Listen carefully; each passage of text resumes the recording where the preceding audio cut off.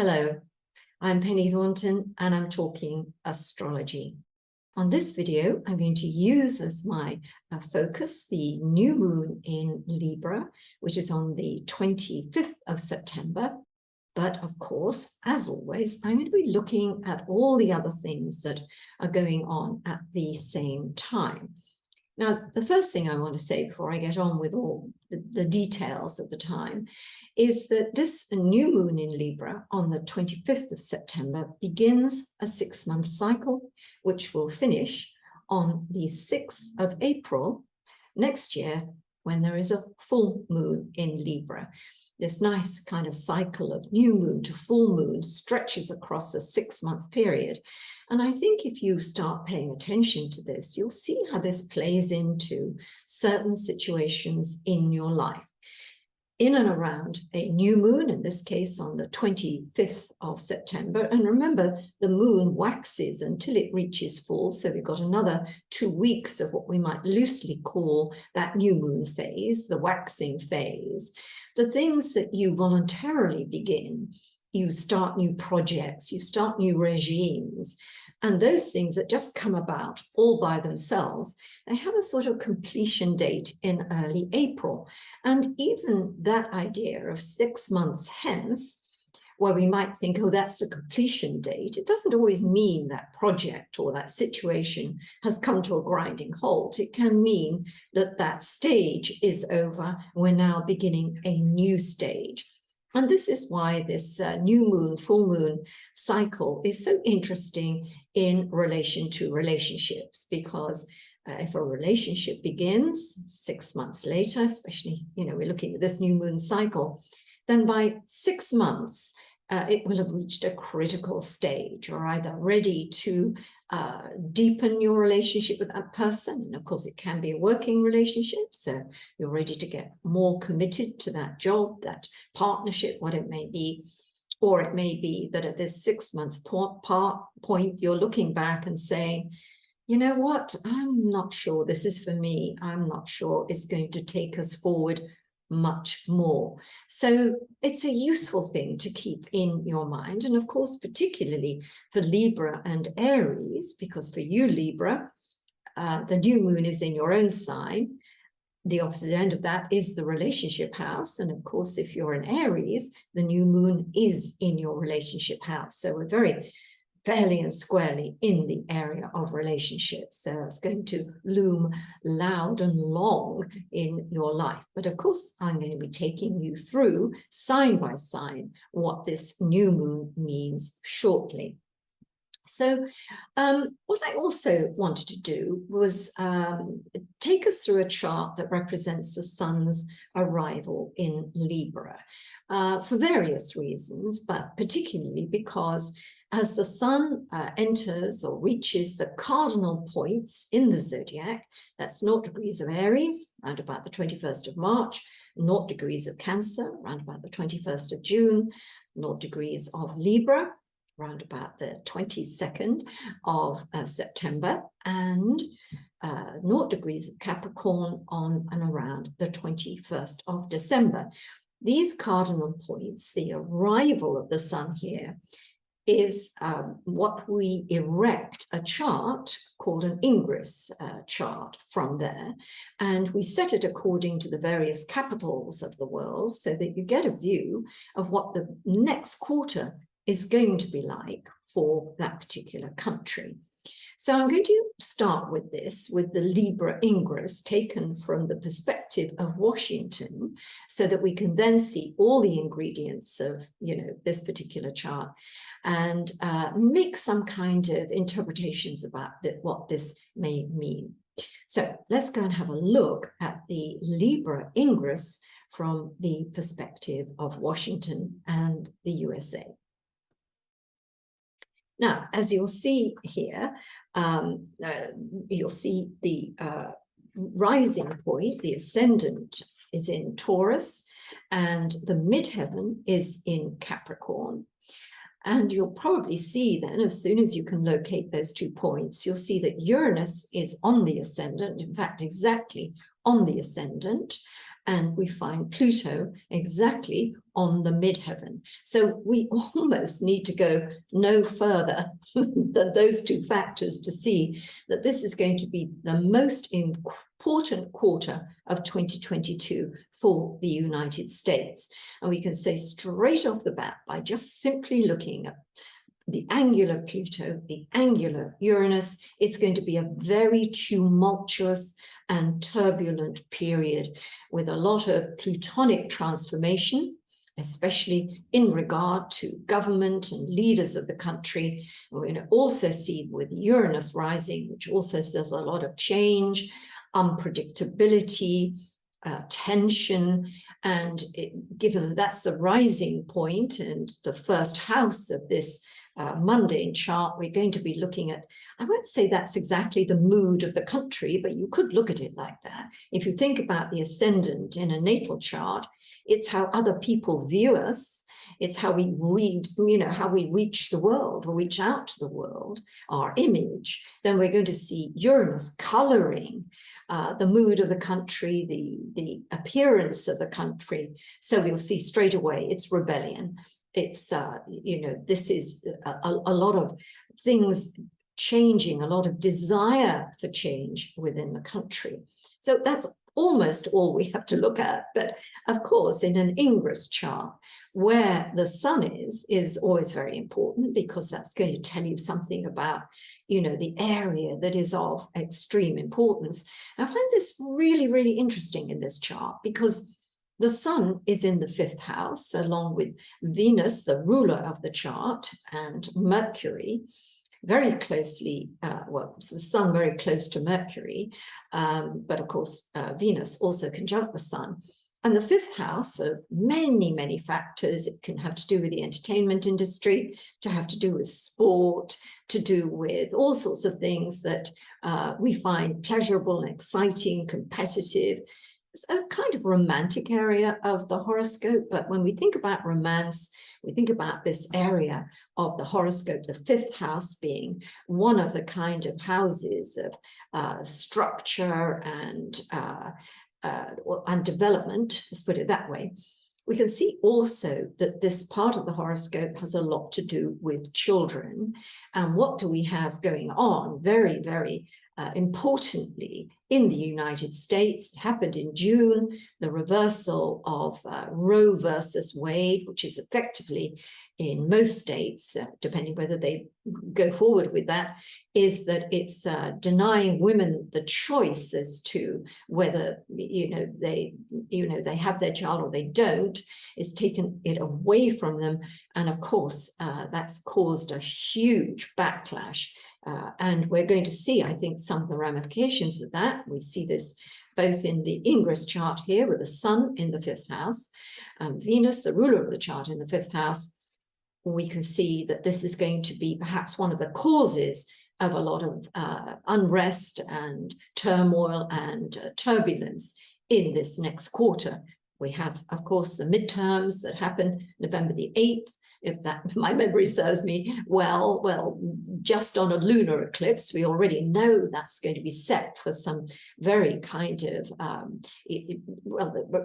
vote fast reversals, change, confrontation around that period. And I think a lot of that may well relate to this whole issue over abortion in the United States. There's another area that I think is of great interest in this chart, and that is the position of the moon. The moon is in Leo, and that's in conjunct 150 degrees away from Pluto. And it's also just over 150 degrees away from Neptune. So what we've got here is what we call a finger of fate, or a yod configuration. And I talk about this quite a lot in my articles and in my books, because it's a very interesting configuration. It's a difficult configuration in the main because of the inconjunct to the one planet between the two planets at the end of it. Yet those two planets at the opposite end are, or at an angle to that third planet, are in harmony. And so we get the feeling in a life, if you've got a yod configuration, that there is a lot of struggle with various factors in life that you don't seem to have a lot of power over. But given time, given enough experience and, evolution, if you like, then the better qualities of the Neptune-Pluto sextile in this case start to manifest, and the good fortune within the finger of fate configuration starts to kick off. So we have here the moon in tense aspect to both Neptune and Pluto, very widely opposition Saturn in the middle there, and the moon in a mundane chart or in an Ingress chart like this one, we see representing the people, the public, the voice of the people. So we can see how much tension there is between the government and the people in various kind of aspects of the administration, for instance, but also in terms of the divisions that we can see within America itself. And that's, again, very clearly portrayed in this finger of fate. We also need to know that the moon at 26 of Leo is opposition the moon in the USA chart. So it really does give us a double whammy when we come to look at the voice of the people here. We're also looking at that midheaven at 28 of Capricorn, Pluto at 26 of Capricorn. The midpoint of that is 27 of Capricorn, which of course, again, is the USA's natal Pluto, and it is having its Pluto return. So we already know there's going to be many, many changes constitutionally over the course of, from this point really to 2024. Really, we're going to see a lot of very, very big changes in the USA. And I have to say that I think this Libra Ingress chart, set from the perspective of the USA, shows that it's during this quarter we see perhaps what I'm talking about here. We see the beginning of all of that. So let's come back to me again just for a little minute, because I want to talk a little bit about Libra. And Libra is a sign that many people assume is just this very, very nice sign. It's ruled by Venus. They're lovely people. They're people pleasers. It's their idea to make everybody happy. And that's true. Librans are like that. But we shouldn't forget that they are a cardinal sign. And all the cardinal signs are movers and shakers. Very self-motivated and self-driving, and they drive other people. So never assume that Libra is a sign that's going to turn over and put its paws up. No, it's not. It's one of those proactive signs of the zodiac. I think, too, that Libra have this reputation for being indecisive. And I always think that needs looking at, because Librans, like all cardinal signs, know what they want. There's no question. I want this, I want that. I know what's best. The thing is that with Libra, so concerned with balance, so concerned with what if this happens, what if that happens, what about that person, what about that situation? So everything is weighed in the balance. And so it's that process of agonizing over a decision, into what it means, that causes Libra that sense of being indecisive. But they're not really indecisive. They're just trying to get the best solution out. And also another thing that comes up a lot, and people think Virgo is the sign of the perfectionist. I think that's wrong too, because Virgo seeks excellence. It wants to be the best it can be. And with any project or situation, they're always looking to make the best of it and to see how best it can be, with a reflection on their own part in that. So they have to be seen to be excellent. They have to be seen to be the best, beyond criticism. It's not the same with Libra. In light of Libra's association with balance and form and beauty in all things, what Libra is striving for is perfection. Perfection in form, the perfection of something, which can also be, when we say something reaches perfection, especially in astrology, we're thinking about it being completed. So these are all sorts of things you need to bear in mind. So as I said, depending on where you are in the world, the sun arrives in Libra on the 22nd or the 23rd, but the way to get it exactly for you is that it is at 1:05 UTC. Make the adjustment accordingly, because of course babies born before that moment will be Virgos, and babies born after that moment will be Librans, and there is a big difference between the two. So let's go forward now and have a look at another chart, and this is the chart of the new moon. So here I've got the new moon in Libra set from the perspective of London. And the reason I did this is not just because I'm a Londoner, well, I'm a Brit, but because it gives us, again, a really good picture of what's going on at the time. We can see the sun and the moon together, 2 degrees, 49 of Libra, at the base of the chart. And we can see right at the opposite point, the planet Jupiter. So that we know straight away that this new moon is opposing Jupiter. And it's the closest aspect in the chart, so it's the most dynamic. The sun and moon are approaching Jupiter, the moon reaching Jupiter later on the 25th, the sun opposing Jupiter exactly on the 26th. So we get a lot of good vibes with Jupiter. I always say it's our good news planet. Venus and Jupiter, the lesser benefic and the greater benefic, respectively, are the planets we look to for good times, success, joy, things that make us feel good in life. But certainly with Jupiter, it's not a Johnny one note. We don't just get jubilation and joy and expansion and growth and wonderful things happening to us in life. We also get inflation. And so we get difficulties escalating. We get all sorts of situations that are difficult to control anyway, spiraling out of control.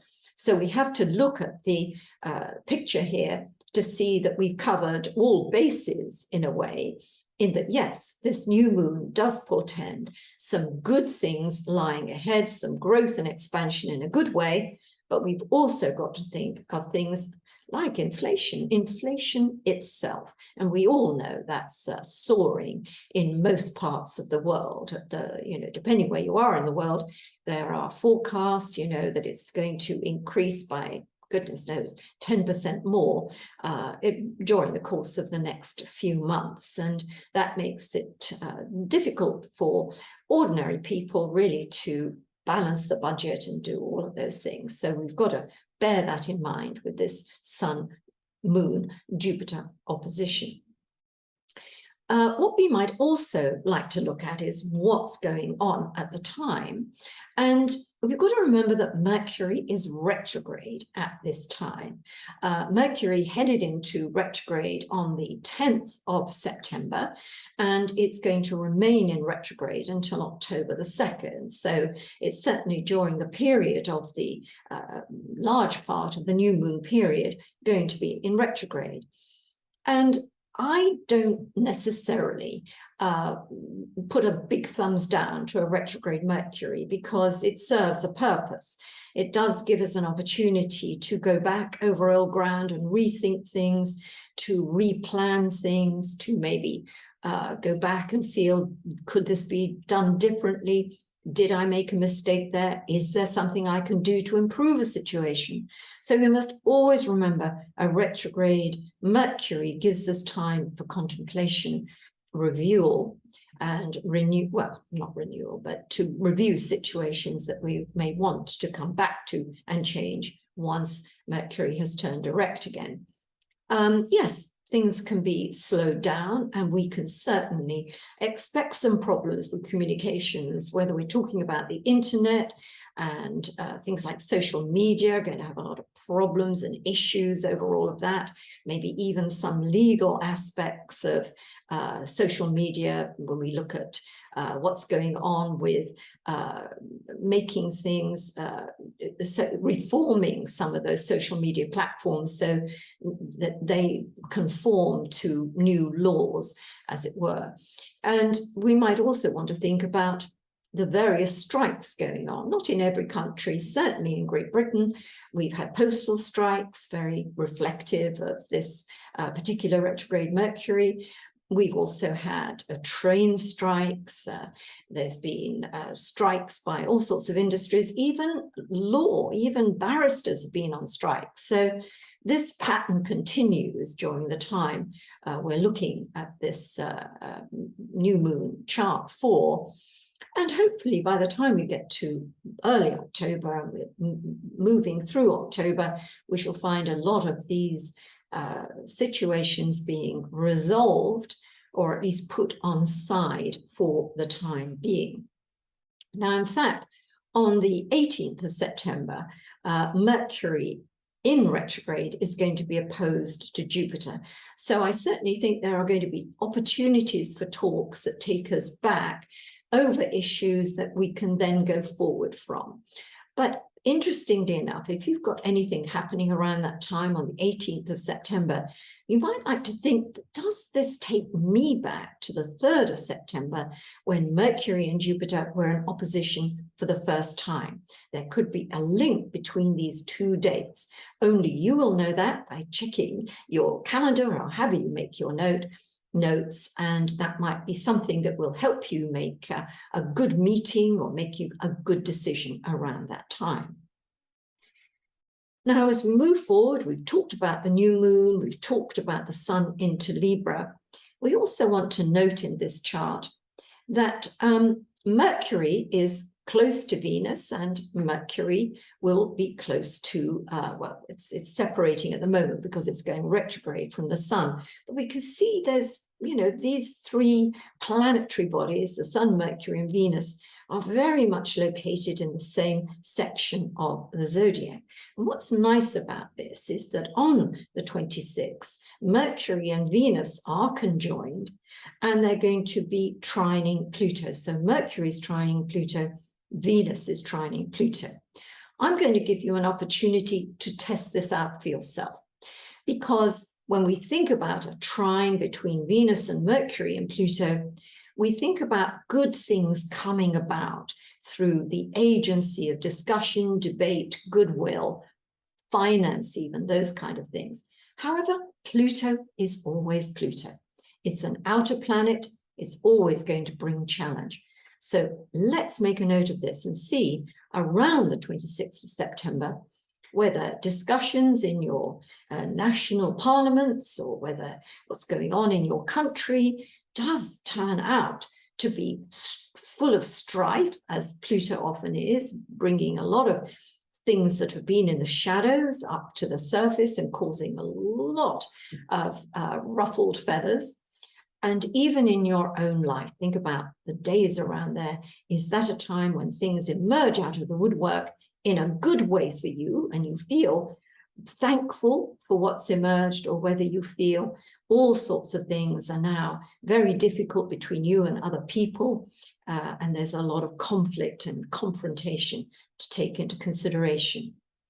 On the 29th, Venus will move into Libra. That's very good news for Librans. Venus will remain in your sign till the middle of October, and that's a very favorable period, Libra, because it's almost like you have a little angel on your shoulder so that you're protected in some regard. Things could be much worse if you want to look at it from that point of view. But also we think about opportunities. If something comes up and you're in competition perhaps with other people, you may find that that little angel on your shoulder in the form of Venus in your sign brings you the good fortune that you need. And of course, love, relationships, these things tend to be more intense, more happening at the time that Venus moves through your own sign. And actually also for Aries, the opposite sign, because Venus will be moving through your relationship house, and that makes it a perfect setting for meeting people with whom you can partner up, even if that's for work rather than romance. And of course, it may be the time to set some really important dates in the diary, like engagement, wedding, that kind of thing. Venus will oppose Jupiter on the 1st of October, and Mercury will go direct the very next day on the 2nd.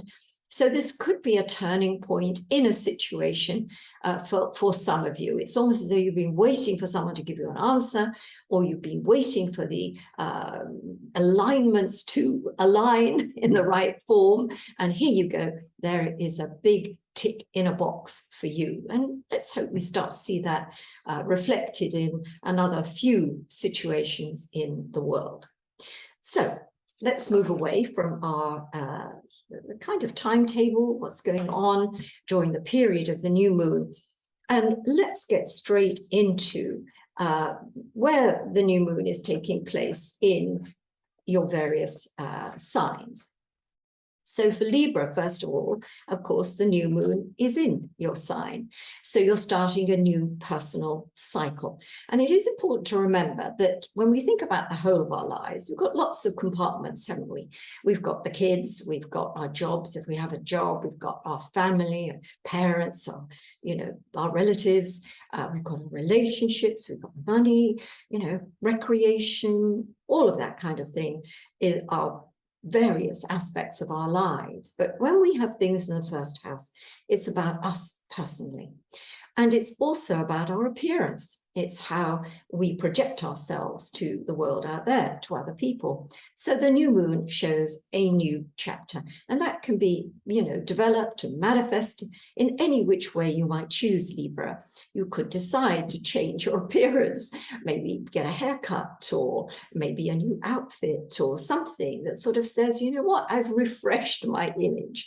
But of course, we can also change our image or refresh our image, change our brand when it comes to our social media profile.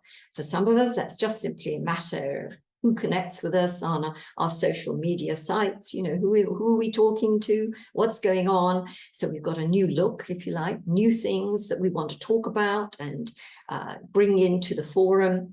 But for others, a bit more than that. If you've got a professional image and it relies on social media for, your progress, then you might want to think about changing your image. But let's also remember that idea of what you start at new moon or in the waxing cycle, 2 weeks following the new moon, is also strictly personal. It is you time. It's not for everybody else. It's not always considering other people's needs and feelings. It's about you. So this new moon is about a new personal cycle, Libra. If we come to Aries, the opposite sign, the new moon is happening in the 7th house. So we're in the area of relationships. And new moons begin new cycles. So it is both the beginning of a new cycle for all your relationships, working relationships, business partnerships, romantic partnerships, marriages, whatever. So it gives us all a chance to bring some fresh air into our relationships and see what we can bring into our relationship that's new, that will brighten it up, that will, begin this new cycle for ourselves and for our relationships. But it can also mean there's a new relationship poised to begin.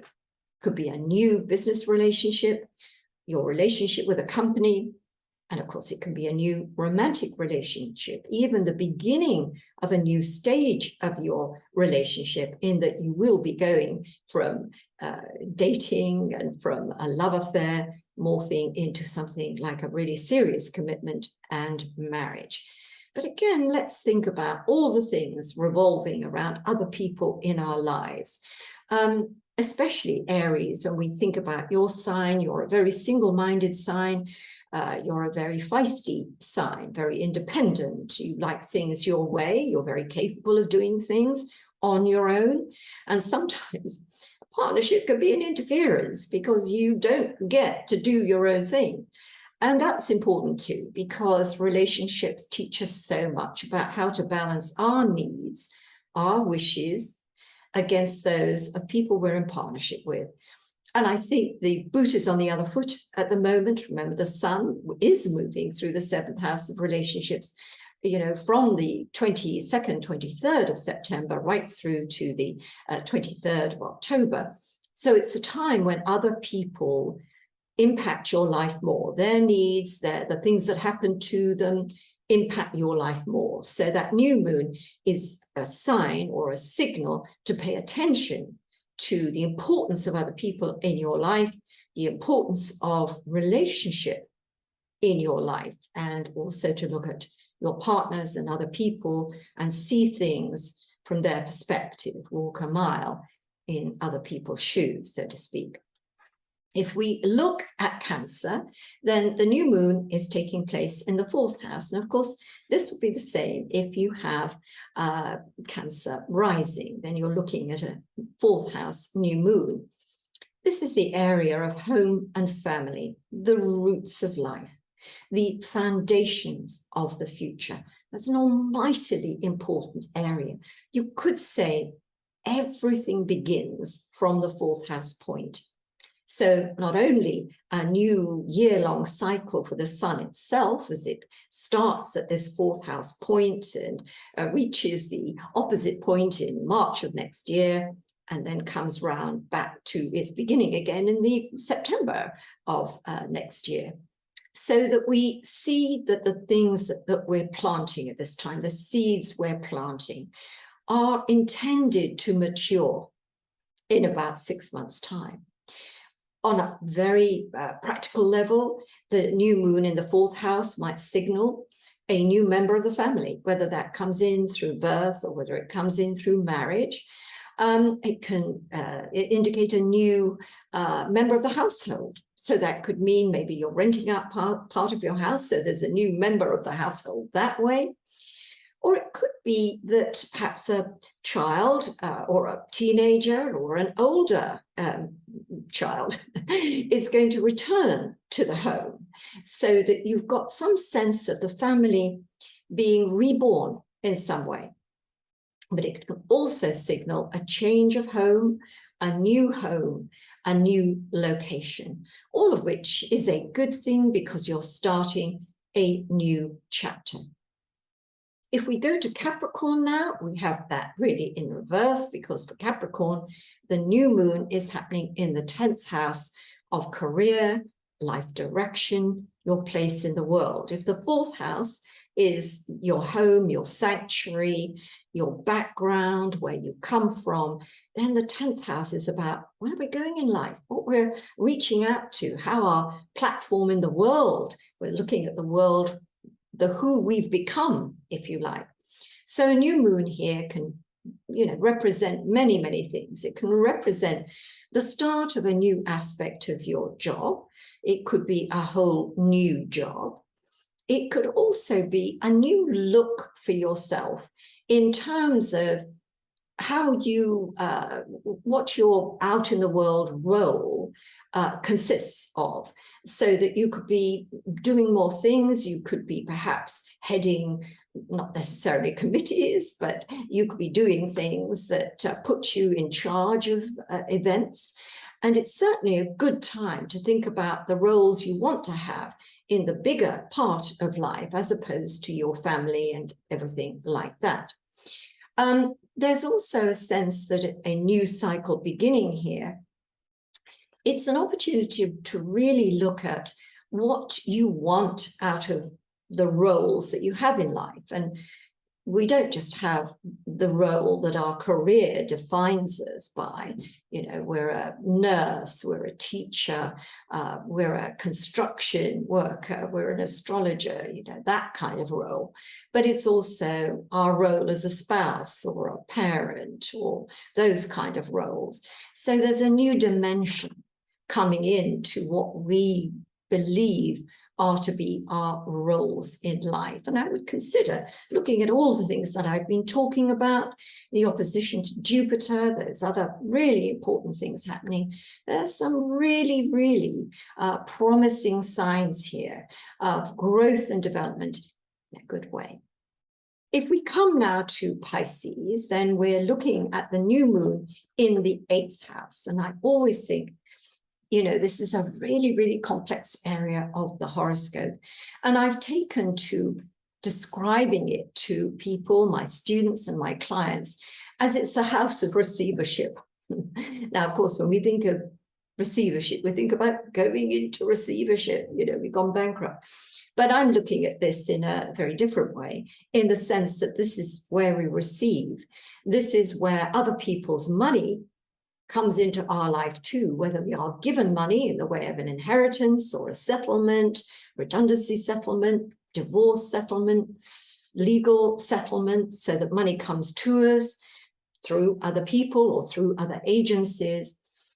But also it's where we have a relationship with other people's money. So it can be the relationship with credit card companies and mortgage companies and banks, and also the financial relationships we share with our partners, business partners, marital partners. So the idea of a new moon here means there are new things going on in this whole area. Is it the sign of a settlement or some kind of money coming to you, not necessarily of your own making? Or is it that something changes in your partner's income and financial situation, and that has a bearing on you? But also this idea of receiving in the 8th house, it also has to do with intimacy and how much we are open to receiving others into our lives. How open are we to others? So not focusing so much on finance and those kind of material dimensions. Let's look instead at intimacy itself and see this either as a new intimate relationship starting or a new chapter in an intimate relationship. And I see that too as a promising thing, as opening the gates to intimacy in a very positive way. If we come to the opposite sign, so we're looking at Virgo, then we've got this new moon taking place in the 2nd house. And the 2nd house is very much the things that we have under our control. So if the 8th house is about receivership, how we receive, the 2nd house is how we give, what we do to generate income, what we do to inspire other people's approval of us, how we go about increasing our self-worth, both in the sense of money in the bank and our material assets, but also that all-important sense of us being a person of value. So the new moon here is all about getting all this really sorted in our lives, in your lives. So Virgo, it's about looking at the overall area of how you earn money, how income reaches you, what your assets are. And the new moon here could indicate a new development, a new source of income, a new investment for you, a new way of handling your money, all of which sounds great. But it's also a new look at your own values. And sometimes I think people have a lot of trouble with this. That idea that in order to, you've got to love yourself. And I think people have a lot of trouble with that because it sounds kind of selfish and self-absorbed.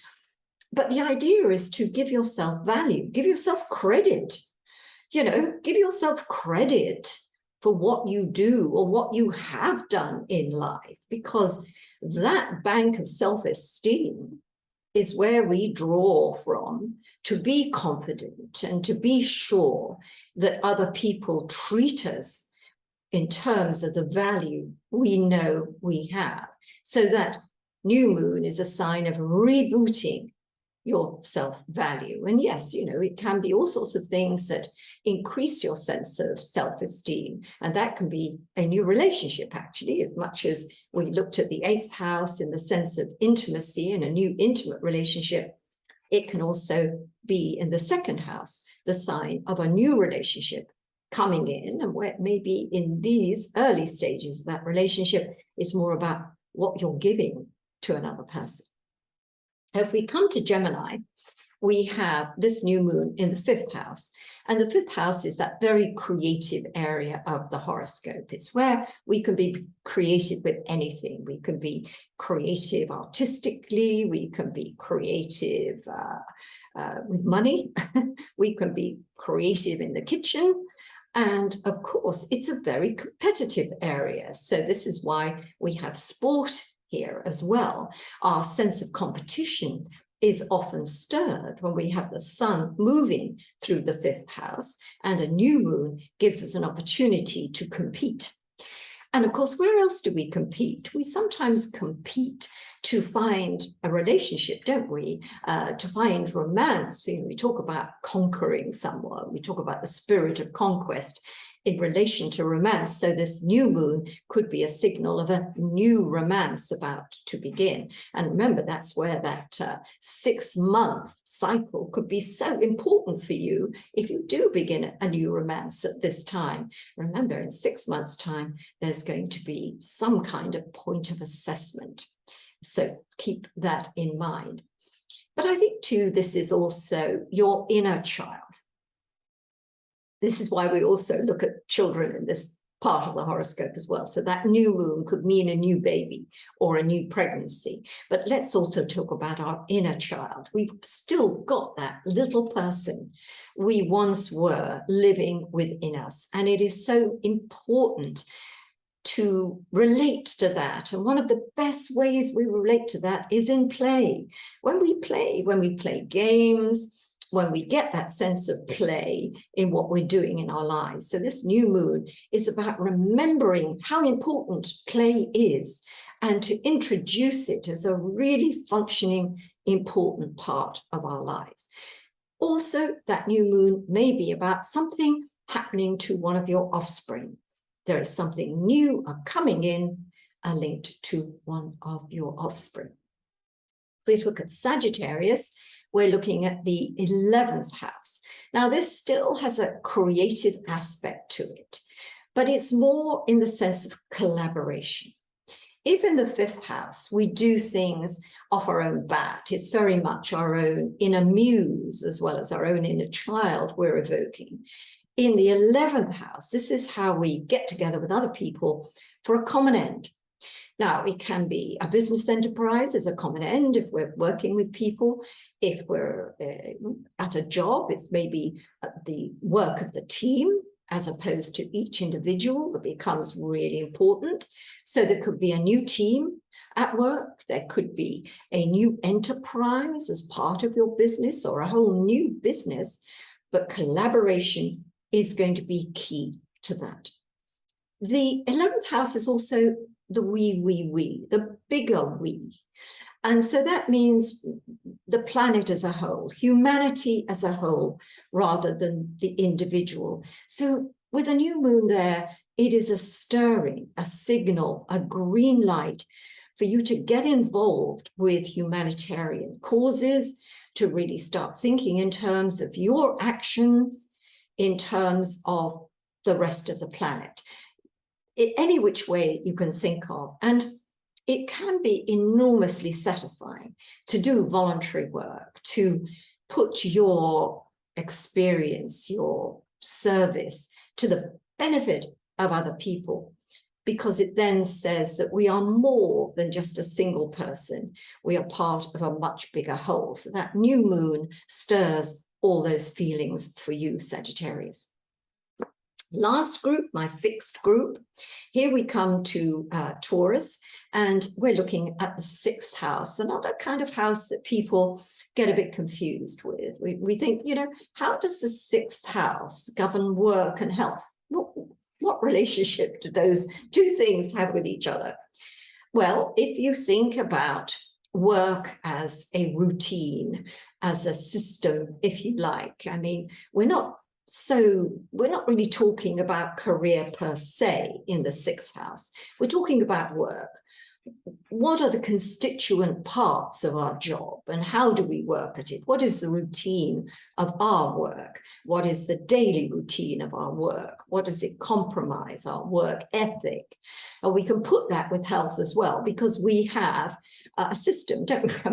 A health system, and we have a routine that's very important to us. Our daily routine keeps us healthy. So we could start to see how the 6th house has a lot to do with the health of mind, body, and spirit, and also our work ethic and how we fill our daily life with the work that we do. A little bit more important than that, sixth house has quite a lot to do with our purpose in life. And with a new moon here, we're looking perhaps a different way of expressing or finding our purpose in life. And of course, it may mean a new aspect of our job. It may mean a new treatment. If we have some kind of condition or an injury that we have, then new treatments, new ways to treat that injury. That new moon is showing that. But it's also showing that by refreshing and putting our daily routine under the microscope and just seeing where we're a hamster on a treadmill, as opposed to doing things that mean something and have a place in our lives, so that when we're doing the things that are meaningful, are purposeful, then we free up time for other things that are as important and we're not doing them. So the new moon is important here for also finding a way to really make the most of your time on a day-by-day basis in order to fit in all those really big plans and ambitions you have in life.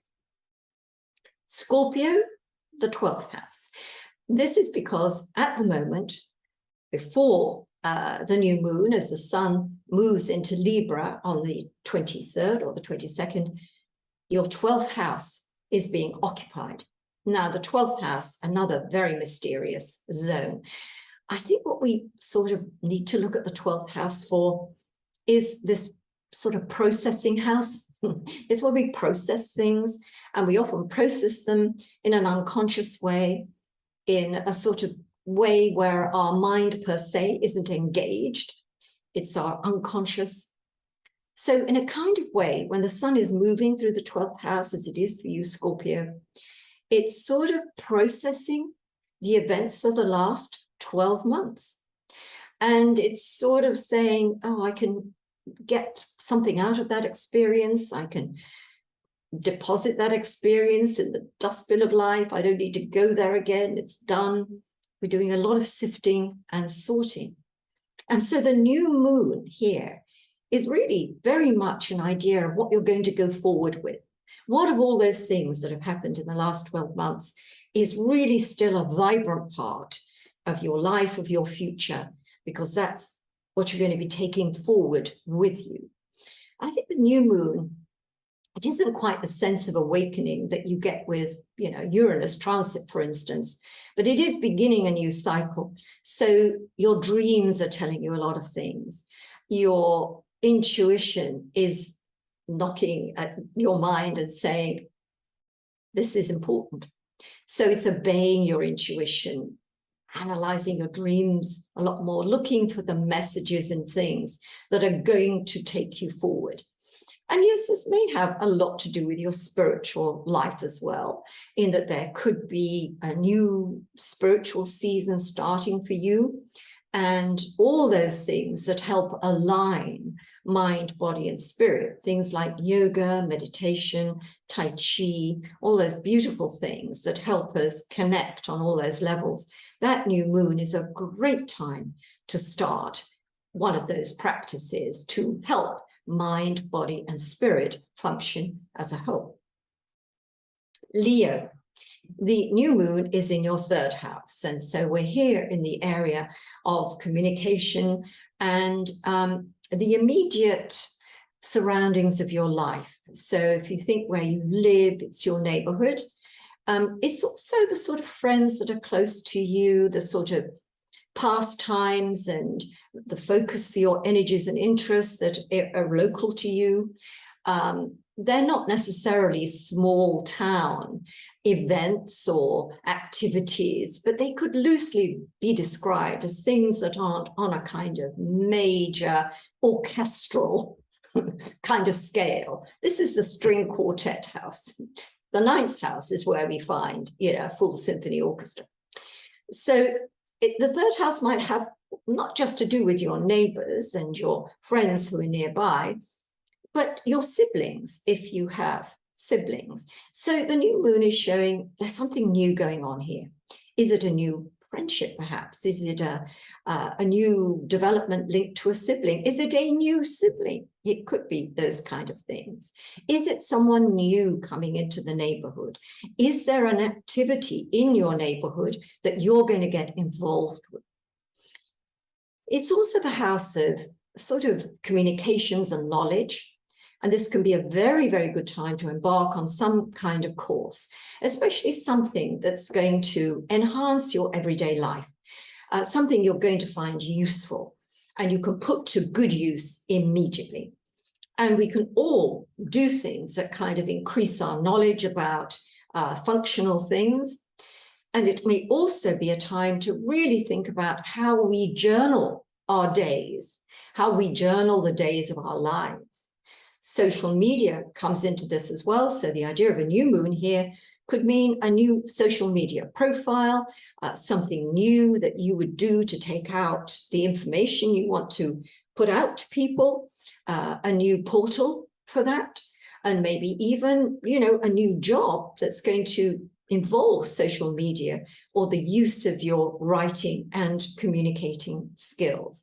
And I think in any which way, how we communicate what's going on in our minds, our plans and our hopes is so important to us. We can have all these ideas and we can have all these kind of desires, but unless we share them, we discuss them, they might just simply remain in the background of our minds on our back burner.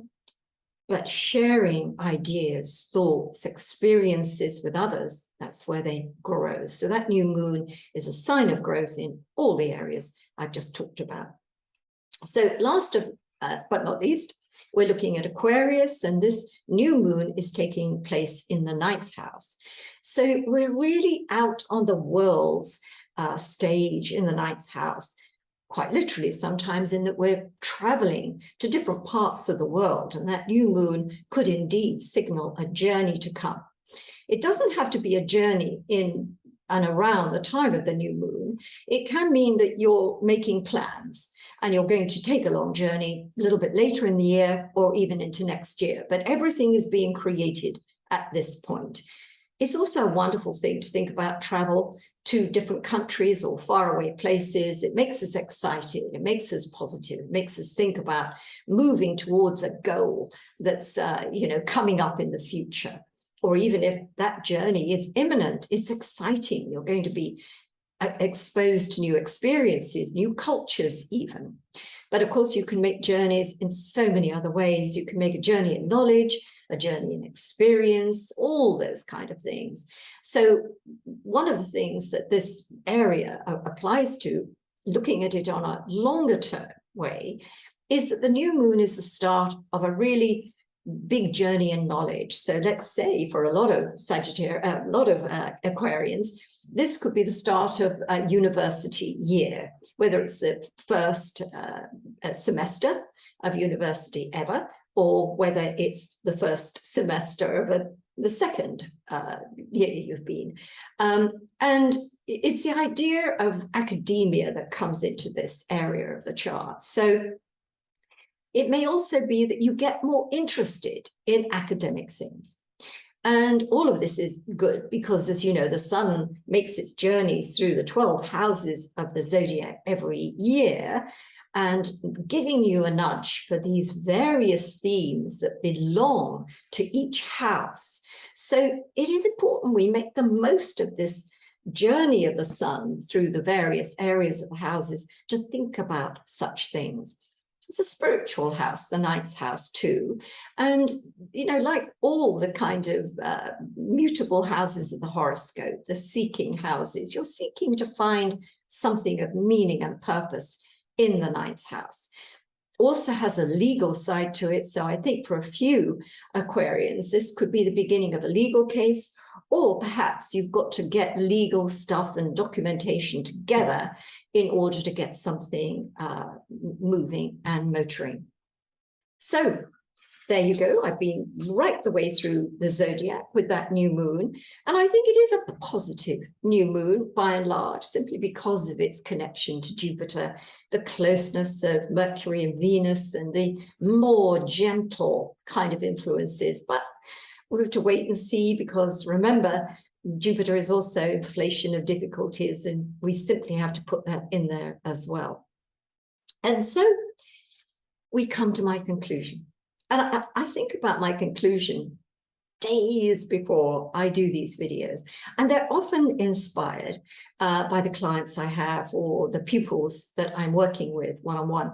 And so the thing that sort of came up most recently in more than one exchange was this idea of fate versus free will. Now, it's very tempting to think of, well, it is destiny. When we look at our horoscopes, we are looking at destiny, aren't we? But it isn't just about destiny. And especially in the West, we believe in free will. We believe we have choice. You know, that's what we believe. Whereas in the East, and certainly with Vedic astrology, it's much more the design itself is the design we have. And free will doesn't play such an important role. How I think of fate versus free will is that, yes, we've come into this life with a fateful pattern. This is the pattern we're meant to have. This is destiny. And as you interpret the astrology, whether in a natal chart as character, remember, character is destiny. And then we see the chart and the transits and the progressions moving around it. We see at certain junctions, fate steps in, and we have some incredible fateful experience, nothing to do with us at all, but it changes our course. That is our fate, if you like. But it's what we do in the wake of that that's important. We have a choice. Do I crumple up and not do anything about this terrible thing that's happened to me? Or if this great opportunity is passed in front of me, do I say, no, not right now? That's a choice we make. And it's really important to get to be aware of the choices we can make. And this is where astrology is so useful, because it shows us that bigger picture. And when we see a bigger picture, we can see the greater choices we may have in any given situation. And it's that really what is the design of life, is the more kind of application we put towards the fateful events that meet us in life.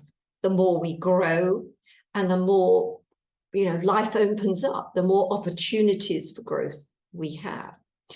And this moves me forward to the idea of making those choices. And this is something that comes up a lot with me because people ask my advice. That's what I'm here for. You know, these situations that happen in our lives that are challenging, we need some advice on what is the right direction to go in. Well, of course, I never tell people what to do. That would be wrong. I urge people to make their own decision based on they make an informed decision based on what I have to tell them. But obviously, I do give advice. And in my long years of experience, about 50% of my clients take my advice, they follow it, they figure, you know, that's good advice, sounds good to me, that's what I'm going to do. But the other 50% think about it and think, you know what, no, I don't like that. I don't think Penny's right. I don't think that, no, I'm definitely not going to do that. But often 10 years later, I'll be rung or contacted by that same client. And the first thing they'll say is, you were right. I should have done that, but I didn't want to. But, you know, we can only do what feels right. And I think this is the overriding point I want to get across to you. There are some situations, maybe of a medical nature, where we're given a diagnosis, and the medical profession will give us our options, and most of the time we're going to go with the recommendation of what they tell us, but occasionally we think, no, I'm not going to do that, and so that's still apparent. But in other situations in life where there are decisions that we could make this way or we could make that way, and we're just trying to make the decision that's right, that will work out best for us. Now, if that decision is on paper one that will be better made in this way, yet all you feel is a lump of lead in your heart, like, oh, I can't do that. No, I'm not feeling it. Then I think you have to go with your feelings. There's often a reason why you're feeling that way. And the feeling could even be the universe's way of saying, you know, you don't do that. You've got to do this. I believe and I feel, and a lot of the people that I've met in life would agree, that if we feel comfortable with that decision, we sense that that's it, then we're not going to regret it, because we know that's how we feel. So what I'm saying here is giving you a very big picture of what's fate, what's right, what's wrong, what stance you take. But at the end of the day, we are on this journey ourselves. Each one of us is on a journey. And